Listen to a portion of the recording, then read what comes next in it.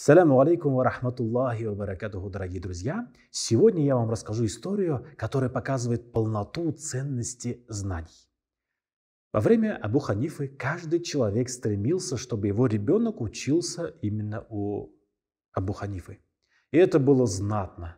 Но многие дети богатых семей, они не стремились к знаниям. Их просто заставляли идти к учителю и получать у него уроки.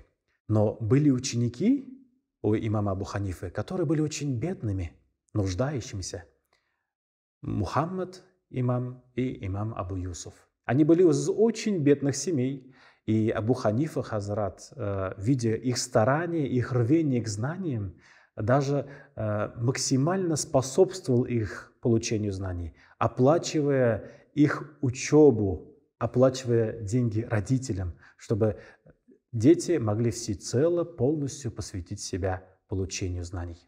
И они действительно вобрали в себя очень много мудрого и умного.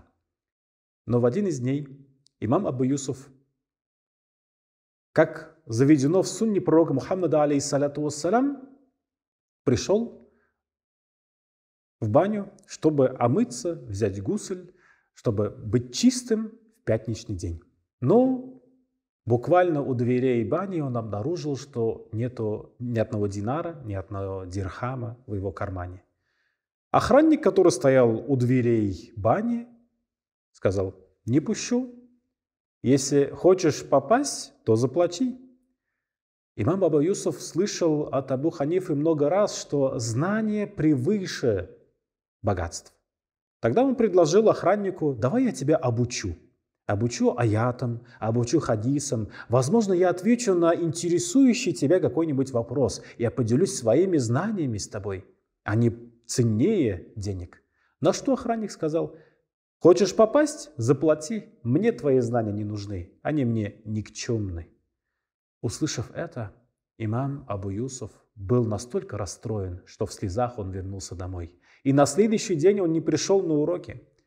Чтобы узнать причину отсутствия одного из своих учеников, имам Абу Ханифа пришел к нему домой. И когда услышал причину, имам Абу Ханифа сказал с улыбкой на лице: «Настанет такой день, когда правители будут отдавать половину своих богатств, половину своего царства за твои знания в качестве благодарности за них. Но тебе они будут не нужны». Имам Абу Юсуф вернулся на уроки, продолжил свое учение и достиг больших высот. Даже после смерти Абу Ханифа его избрали в ученый совет, он был большим судьей, он был казием. И в один из дней жена правителя поспорила со своим мужем, они поругались, и настолько был расстроен муж, настолько он был выведен из себя, что он сказал своей супруге: «Если ты с моих глаз долой не уйдешь и не уйдешь с моего государства, то к завтрашнему дню тебе 3 талака». Он говорит: «Ты больше не будешь моей женой». После этих слов и жена остепенилась, одумалась, и муж понял, что он совершил огромную ошибку. Ведь даже на самом резвом коне нужно было скакать пару недель, чтобы выйти за пределы этого государства. Раздосадованные, они пошли к имаму Абу Юсуфу и сказали свою проблему.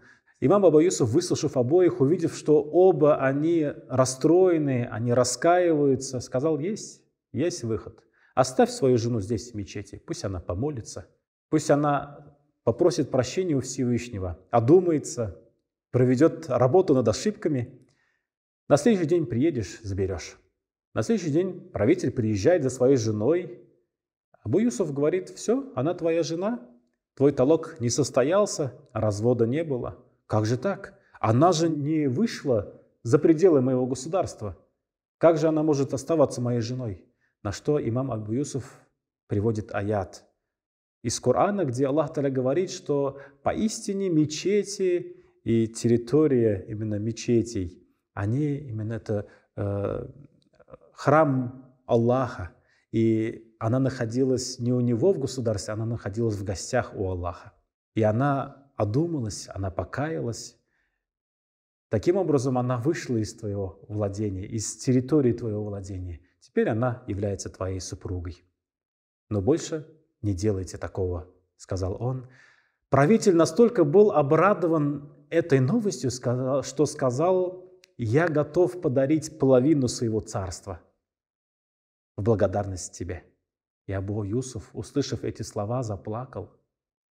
Заплакал и сказал, что вот эти слова ему говорил его учитель Абу Ханифа. Сказал, что ценность знаний настолько велика, что будут правители отдавать пол своего царства, но эти деньги, эти богатства, они тебе будут уже не нужны, они будут тебе не будут представлять никакой ценности. Дорогие друзья, поистине знания, благостные знания, они нас оберегают, а богатство нужно, чтобы мы их сами оберегали.